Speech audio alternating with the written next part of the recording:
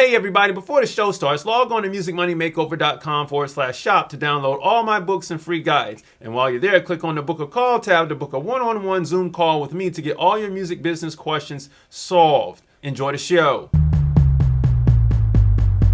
Hey everybody, welcome back to the Music Money Makeover Show. My name is Casey Graham, and on this episode, yet again, we got to talk about another situation with artists and their record labels and these deals. Ladies and gentlemen, I'm just going to keep it frank. These deals, their structures, they don't change. So artists, when you get happy and you sign these record deals, I don't know what you're expecting to do differently, but nothing is really going to be different when you sign these deals at the record label. And I'm just going to keep it frank. The only thing that you're really changing is the dollar amount you're getting advanced. You're not really going to change anything with these record labels, okay? So, without further ado, you gotta know I've done the TLC video, I've done the Anita Baker video, I've done this other T-Pain video, and now here is the Meek Mill Keyshia Cole video with a plus of like Tyrese somewhere in here, because I'm gonna get into that in a minute. Now, we're gonna need copyright explained for this video, so it's coming up next. If you want to donate to the channel, you can do so right over here. If you want to skip copyright explained, you can do so right down below. But here we go. Copyright. The sole right which an author has in their own original literary compositions. The exclusive right of an author to print, publish, and vend their own literary works for their own benefit. Now, of course, there are two main rights of copy that the music industry operates and revolves around, and that's the masters and the publishing. And the masters is referred to as the sound recording copyright. Sound recordings as in records, masters, phonogram, or the audio recording file, i.e. the WAV, MP3, AIFF of the composition and or song. Now, you can collect your master recording royalties or the proceeds due from the sale and streaming of the master recording via your distributor like TuneCore or DistroKid, and if you have a major label deal, then it's them, all right?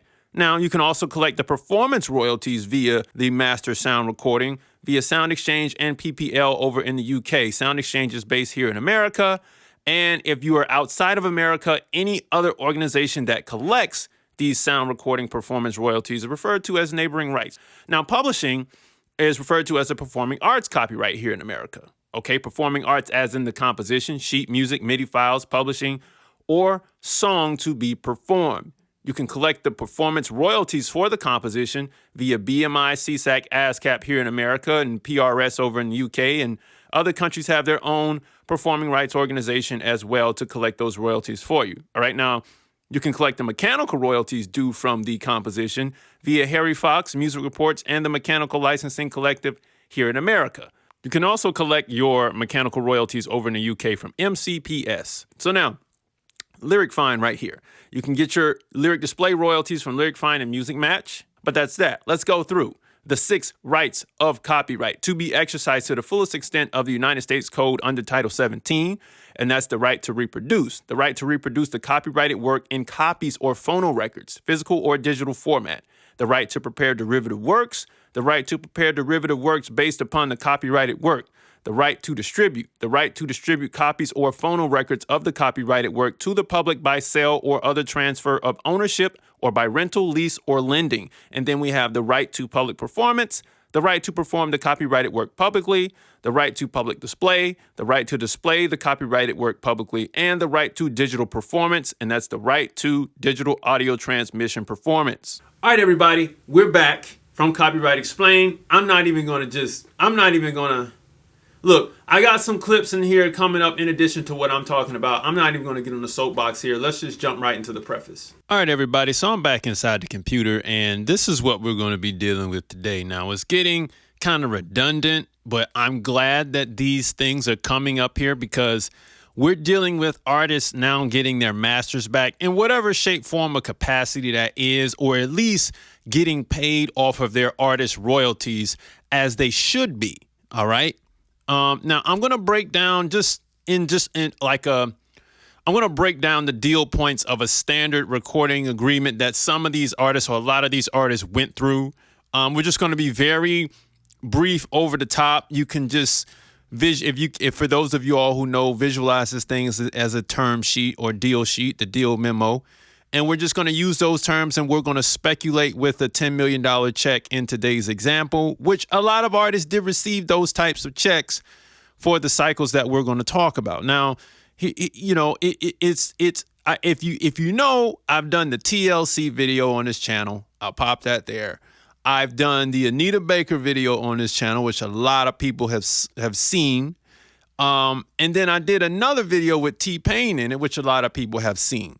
All right. And yet again, I'm here explaining it again. And if I have to keep going, I'll keep doing this over and over again. And I know that a lot of you all who come to me and we talk about record label owners, a lot of you all who come to me and you all talk about doing deals with your artists, you're looking at ways to do a more fair structured deal with your artists. And I'm glad that this is happening. So at the same time where we see artists coming to the forefront talking about their deals that happened from the 80s, 70s, 60s on up to now, we have new record label owners who are coming in and saying, hey, we want to make something fair for the artists. And I am glad to aid you all in how to construct these fair deals. Just book a call with me. Text me, let me know that this is what you're trying to do with your artist, and then we can go from there. All right, now, here's what we're going to talk about in today's video. We're talking about the artist royalty and the deal, some advanced math, and I mean artist advanced math, the 6-year album cycle, 6-album 10-year cycle, and the 5-album 10-year cycle, okay? We're just going to touch on this briefly because Keyshia Cole or Meek Mill has not put out enough information. But we're just going to use some typical contract knowledge and we're going to break a couple things down. If you want to see a more detailed explanation, I highly recommend you go watch the TLC video. But let's just go ahead and jump into it without the soapbox. Now, check this out. Here's the tweets. So Meek Mill says, I haven't get paid from music and I don't know how much money labels make off me. I need lawyers ASAP. I don't know why you didn't have a lawyer in the first place, or I didn't know why you didn't ask for someone to explain that to you, but let's keep going. As the record label, how much have you spent on me as an artist? I guess he's talking to the fans. And then you ask, how much have you made off me as an artist? Right? And then it says, I'm about to make my record deal public by Monday just to let the world see what these people on. A lot of you all who watch my channel, we know what they on, right? And I had to keep breaking it down for those who are newcomers to the channel. I predict by March, there'll be another big blurb out there about somebody who is trying to get their masters back. So in another 6 months, we'll see something else. All right. I'm a war for everything that's mine's, all ruthless vibes. Okay. It's going to take you a lot of money, but I hope and pray, brother, that you do get, some of these masters back. At least the books get cleared. The deck, gets cleared, and then, you'll be good to go from there. Keyshia Cole chimed in also underneath those tweets and said, never received a check from any record label, period. But I just thought about that the other day. It's nothing wrong with obtaining audit attorneys so that you're aware of where every dollar went. Trust me, a lot gets lost in the sauce. Let me cue the Master P audit clip right here. All right, now Tyrese also chimed in and said that most of us who were signed 20 years ago, we should all demand our masters be reverted back to us. Yeah, I said it. By December 2022, I will own 5 of my masters from releases over the years. Speak up on it, or they will keep collecting off of your body of work. My question is, when it comes to getting those masters back, you have an artist royalty of whatever it was when you signed. And then my other question is, what was the exit clause on that contract? What did when master gets returned to you, what does that mean? Does that mean that your artist royalty is now clear and you can make money on the artist royalty? Or did that mean you had a 50-50 deal where it would open up to a 50-50 deal once you were recouped or after time? Because in this section right here, we're talking about a time period, a term. So to me, this sounds like a hold or a license for 20 years. And then from there, you can get your stuff back. That's what that sounds like to me. So without further ado, let's go ahead and jump into a little bit of basic contractual knowledge. So the artist royalty in the deal, most of these deals, artists end up with 15% to start with, which isn't a lot. And I always like to bump it to 20% because sometimes labels want to make the artist pay for the mechanical rate. Sometimes they don't. Sometimes the label takes care of it themselves.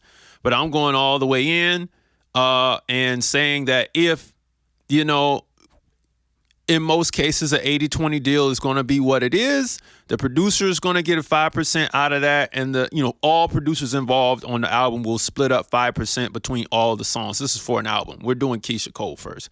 And then the mechanical rate is going to be 7.5%.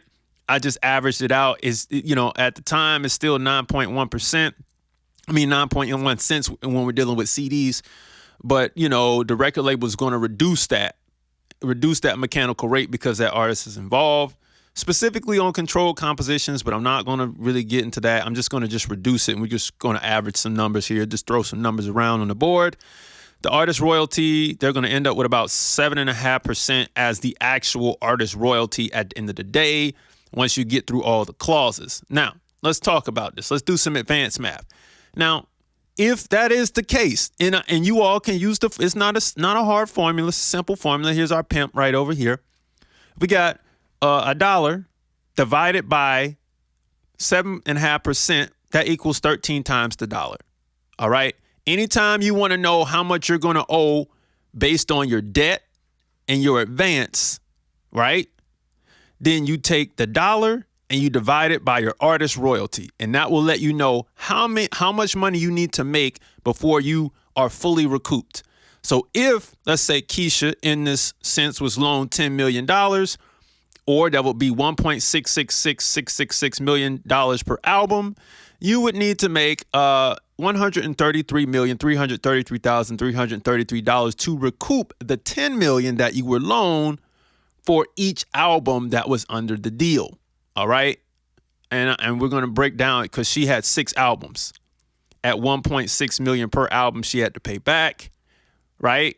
Well, that's what she was loaned. That's not paying back. That's what she was loaned. So 10 million divided by 7.5% equals that much to recoup. Right. Divided by 6 albums is $22 million per album.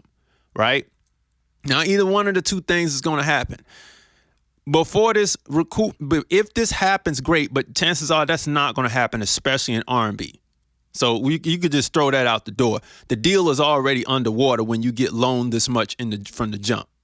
All right, so you already know, hey, you're never going to recoup it, but let the label make what they're going to make over the course of 20 years, and then at that point, when your 20th anniversary comes around, we'll relinquish everything. We'll call it even. And I'm assuming that when we go back to Tyrese, that's what he's talking about.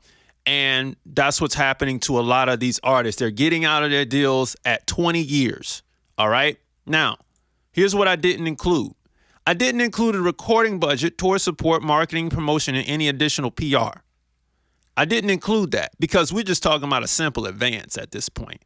There's not enough information on the net to know what their deals were like in terms of these 4 categories right here. But I'm telling all of you artists, anytime you get a deal on the table and you want to know how much you want to owe or you're going to owe on the deal, just do this. The dollar divided by your artist royalty, your final artist royalty, and that will give you your rate at which you got to pay it back. That's it. Okay?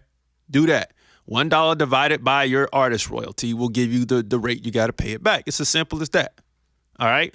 All right. Real quick. If you got children in the room, there's going to be some real explicit language coming through in a hot second. So if you got your children with you, turn it down. If you got your phone up loud, turn it down. Here we go. But yeah, if you break it down, when a pimp meets a girl, he puts her into a coat and some bathing suit and some pumps, makes her look good. When a label meets an artist, they give them a budget.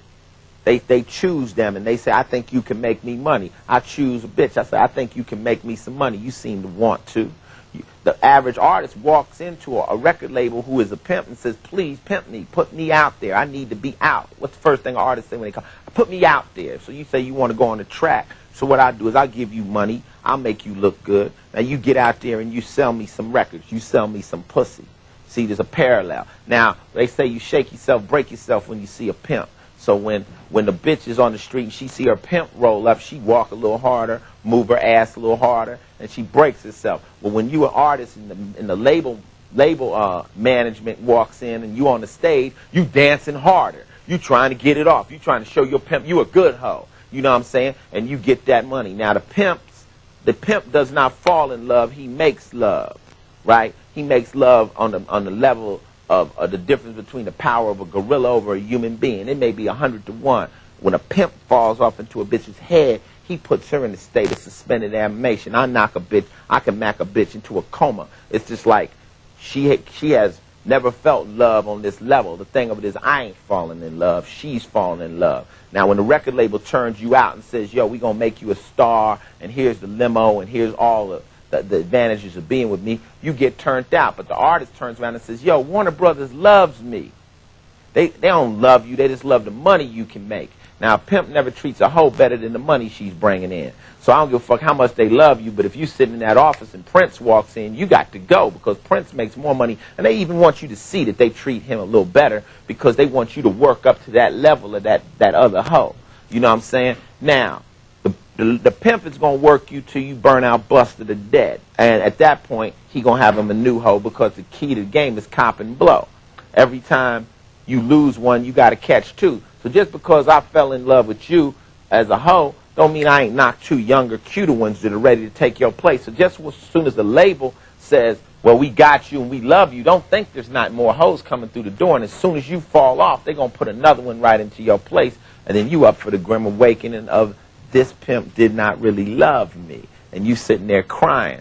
Now, the only chance an artist has in this pimp hoe game of the record business is realizing that this pimp record label does not love you, that you are a hoe, work like a real good hoe, get the money, take the percentage, and put yourself in the position where you can pimp yourself one day, and then you ain't got to run it like that. Now, in this case, let's just say Keyshia was loaned $10 million over all of the albums for 6 albums, the 6-album, 10-year cycle, okay?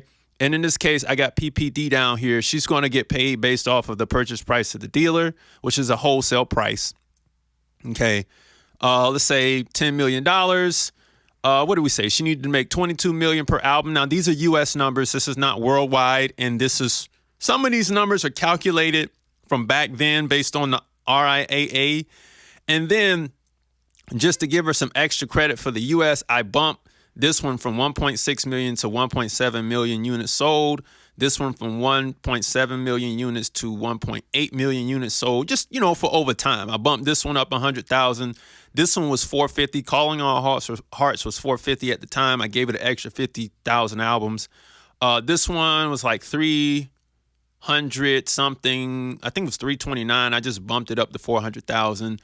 And this one was like 150. I gave it an extra 25,000 units. I bumped it up. You know, just to kind of, we're playing with numbers here, but I'm showing you structure. You know what I mean? So if she was loaned $10 million and advanced that as a one-time artist advance, you know, this is what, and I'm not including any of the other stuff I just said. Like, I'm not including none of this. I'm just talking about, I'm playing with advanced numbers right now. We're just talking deal points, man. That's what we do. We talk about money on this channel. So this is what we're looking like. $8 times that, the artist rate. So we got 60 cents per album. All right. So if that's the case, then this is probably more than likely what she did in the US, you know, for her recouping based on that artist rate. Right. And then we just go down. It goes up a little bit. You know, the Just Like You album had Sent from Heaven on it. So it was pretty good. You know what I mean? You got A Different Me that comes out. That's the 3rd album. It's going down. Calling All Hearts, it's still going downhill from there. So, you know, you have those first 3 albums. That's really what you're going to do well on. The rest of it is just going to drop, and continue dropping at this point. All right. And by this time, she's telling you, point of no return, I'm out of my deal. It's been 6 years. I fulfilled my obligations, as I'm quite sure she did. And the 10-year cycle is done. The 10-year cycle is in place for the time for you to fulfill your obligation. How long will it take you to fulfill the commitment, which is the albums that you're under, 6 albums. All right. So you got 6 albums back in 2005, right? But if we go on to Meek Mill, look at this. We're now down to 5 albums. And here we are talking about, hey, the record company isn't treating me right. I got to exit. That's usually when you see the artist say something like this, is when it's time for them to exit their deal. Okay? The deal is over with. It's done. 5 albums. Now, what is the 5 and the 6? The 5 and the 6 are related, to me, in my opinion, directly to the public attention span and the rate of production. How fast can you produce your commitment? And then the public attention span on how many times they're actually going to listen to your albums. Now, of course, you see I got question marks all over the place because we're awaiting what Meek Mill will say about his album, or posting the contract. So we don't know what his artist royalty is. All right. We don't know, because we don't know that. We don't know, how many cents he will get per sale. All right. And in terms of sales, we're talking about streams at this point, and so only thing we know is that Dreams and Nightmares went gold. Dreams Worth More Money went platinum. Wins and Losses, 500,000. Championships right here, 1 million. And Expensive Pain just came out, and we don't know what that is. All right. But I hope that he has a successful exit of the deal, because, like I said, once you complete, it's either going to be 5 or 6 albums for 10 years, right? To complete it. After that, there's another 10-year hold on the albums. And then after the 20 years, the masters should revert back. But it's just, what are they reverting back as? Is it reverting back under the same 20%, that we discussed up here? I got to go back. Is it reverting back right here? Or are you getting a bigger cut, like a 40% deal or a 50-50 deal? What does it look like at the end? What is your exit, your 20-year exit? What does that look like? And that's, for a lot of you all, you don't understand that that's what a lot of these artists are going through. Okay? So they're trying to find, and there's no finding your way out of the deal. You know what I mean? Like, unless there's an even trade and you're going to have to really work one. But, I also want to say that the reason why this isn't 6 either is because he had 3, collaborative albums and the Dream Chasers 4 mixtape, still released under these labels, these 2 right here. So, he that contract is pretty much fulfilled at this point. So now, here's my final word, man. Don't seek out record deals early unless you want to open, I forgot the A in that, want to open your back door. Like, come on, man. At this point, if you're finding this channel at this point and you're still seeking a record deal before you put in any work, I don't have any sympathy for you, man. I mean, and you're just out here, man. And then I'm out of here. Hey, everybody. I know this was humbling for some of you all. Thank you for watching the show, but at least I wanted to keep it real with you all and let you know what it really is. All right. If you want to donate to the channel, you can do so down below. If you don't want to download all the free stuff, you can do so below. You want to text me, 470-291-5767. If you want to download the free split sheet, the free profit maximization guide, you can do so down below. And look forward to some more videos on this channel. Please don't forget to like, comment, and subscribe down below. I'll see you all later. Peace. Hey everybody, thanks for watching the show. Log on to musicmoneymakeover.com/shop to download all my books and free guides. And while you're there, click on the book a call tab to get a one-on-one Zoom call with me to get all your music business questions answered and solved. Thanks for watching.